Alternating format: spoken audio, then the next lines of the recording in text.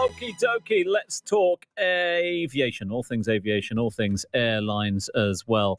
And to help us with this little roundup of the big aviation stories of the week, good to be joined by the airline executive and consultant, nearly 2 decades of experience in African aviation. Joins us now live from Africa. It is a warm welcome and a good morning to Sean Mendes. Sean, thanks for your time this morning. Thanks for having me. Let's start, if we can, with an apology. Not on our behalf or your behalf, but on Qantas Airways' behalf. They have had a very public apology to their customers over issues related to lost baggage. Now, this seems to be a problem that has dogged airlines the world over. But, Sean, to my mind, I can't think of many airlines that have gone out of their way to apologise for the mess up. Will this go down well with passengers? Well, I think Qantas is pretty unique because they've actually had a bigger mess than most other airlines have. So they probably have had a larger need to apologize in the first place. Australia has had a lot of challenges in general travel restrictions over the last 2 years. And Qantas, like many other Western airlines, has failed to staff up in time for the recovery. As a result, Qantas has seen in times about 50 to 60% of their flights disrupted, passengers stranded all over the place, baggage left behind. And given Qantas's dominant position in the Australian travel market, that's had a really wide-ranging impact on Australian travelers. So definitely, it's a lot worse for a Qantas traveller than it has been for a traveller in, say, Europe or North America, where there'd been other options. And Qantas probably did need to issue an apology. Of course, the question is this enough? They're giving out $50 Australian dollar travel coupons to their frequent flyers and, promising all sorts of little bits and goodies. But the main union in Qantas is still calling for the resignation of the CEO. And, this is just the first step towards the rehabilitation of Qantas's image rather than a solution in itself. You're right to point out it's not just lost baggage that this apology refers to, also the cancellation, delay of flights and the current sort of mire that Qantas has found itself in. I just want to pick up on a quick phrase that you used there, a phrase that we hear oh so often from airline executives and airlines around the world, staffing up and the issues of staffing up. My point, I suppose, Sean, is that we've been hearing it for quite some time now. At which point do we get to the stage when you go, well, you've had enough time to staff up. It's now time to start looking at other alternatives? Well, I think this is where a number of airlines, especially the larger airlines, drop the ball. And, you can probably link it back towards the lack of clarity as to the quote-unquote reopening of travel after the pandemic. I think the airlines in the Middle East in particular had a longer-term vision. They began staffing back up towards the third quarter of last year. So by the time January and February came around, certainly the reopening was a bit delayed due to the Omicron variant. But, you haven't seen these kind of disruptions in the Middle East and so forth because airlines were a bit more proactive.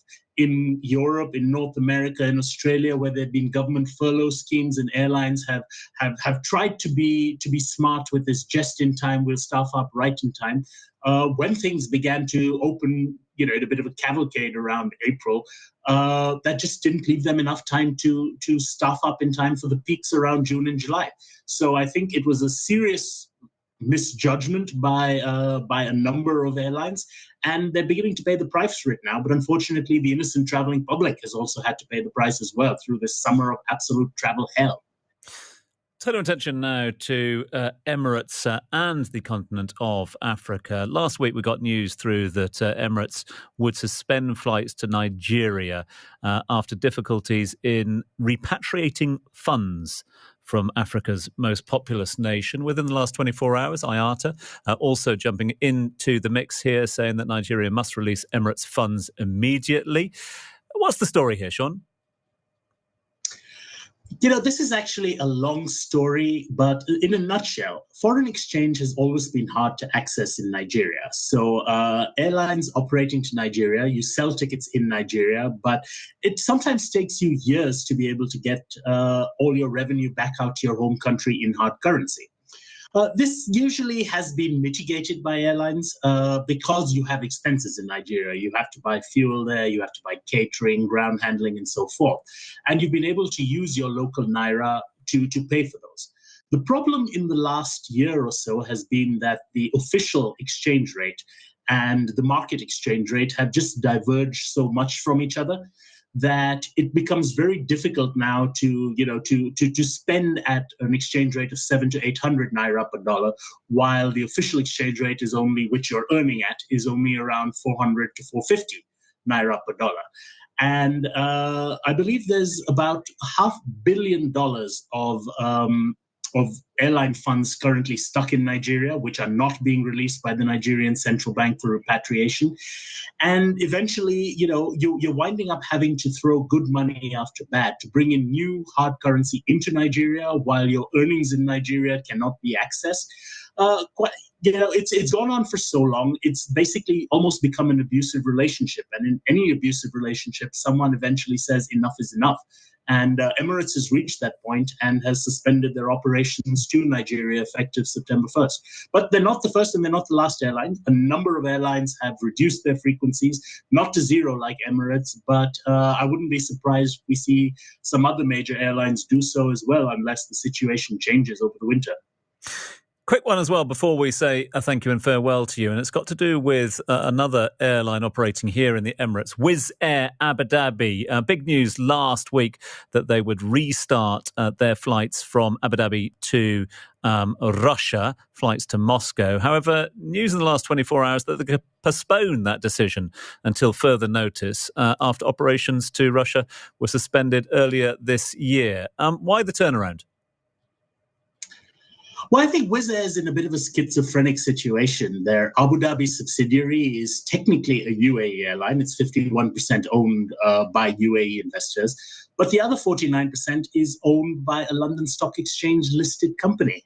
And as a result, they're having to walk a very fine line between UAE's policy, which obviously is more accepting towards Russia, and the UK and EU policies, which is, not very friendly towards Russia at this time. And I think while they're citing supply chain constraints, which could be part of it, I think the main thing is that, they're going to face an extremely large backlash towards their brand if they were to continue with their plans to relaunch flights to Russia. And they underestimated how bad it would have been. And seeing the social media backlash, seeing the backlash in other channels, I think they've decided to park this idea for a while and see how things go, probably a few months down the line.